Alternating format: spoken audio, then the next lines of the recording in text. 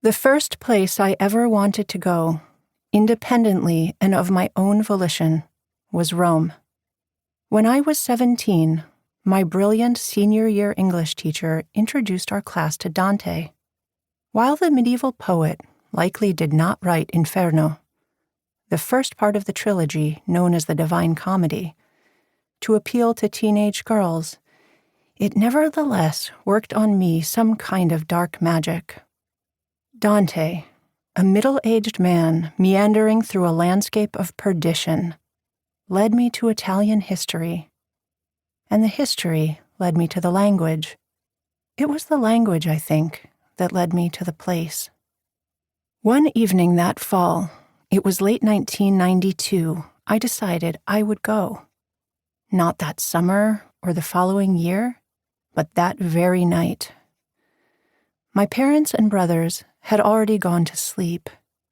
Our house, located alongside the tracks of the Green Line on the Boston trolley system, was quiet, but for an intermittently passing train. Rumbling along on their steel tracks, the trolleys had become such a familiar background to my thoughts that I hardly noticed them any longer. That night, though, the passing train suddenly seemed like a signal of opportunity, like a vein leading to the beating heart of something. I stuffed a backpack with some extra clothes and picked up the bank card that gave me access to my collected savings. I took a last glance at the poster on my wall, a gift from a friend in my class, depicting a young American woman striding down an Italian sidewalk, then crept down the stairs and slipped out of the house. I'd buy the plane ticket at Logan Airport, I thought. Could you really do this? Or did it just happen in movies? I didn't know. I didn't concern myself too much with the details. Standing under the dim lights at the deserted Beaconsfield trolley stop, I imagined waking up the next morning in Rome. I didn't have a clear sense of what that might look like, but I envisioned a saturated kind of sunlight, chirping birds, the click-clack of shoes on cobblestone. I would listen to people speaking the words that Dante had spoken. I would touch, with my hands and the soles of my feet, the history of a place I knew only from books. Paper and ink would miraculously turn to soil. This was the first of many moments in which Rome exerted its pull on me.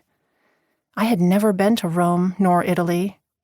I knew in a vague way that my grandparents had spent time there after the war, but they had rarely spoken of it in front of me. I wasn't Catholic, didn't have an Italian name, a beloved nonno, none of that. All I had, that night, that year, very possibly all my life, was desire. From where, people have asked, did this desire arise? Such is the hunger for rational explanations. Such is the thirst for believing that everything can be accounted for. And although I know it's a fool's errand, although I know that what lies at the center of love, at the center of desire, is not a checklist, but an impenetrable black box, I still want to hazard an answer. Surely there were multiple points of origin, not just one.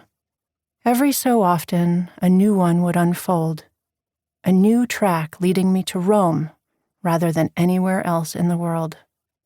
For much of my life, I have been trying to get there. And yet, I never quite have. Not in the way I first envisioned, anyway. I haven't had a real life there. No long-term lease or mortgage, no births, no funerals, no bank accounts, no job, at least not in the traditional sense. Several times I have set Rome behind me, thinking I was done with it forever, and just as many times I have raced back. My to and fro has been at times unaccountably happy, and just as often, irredeemably sad.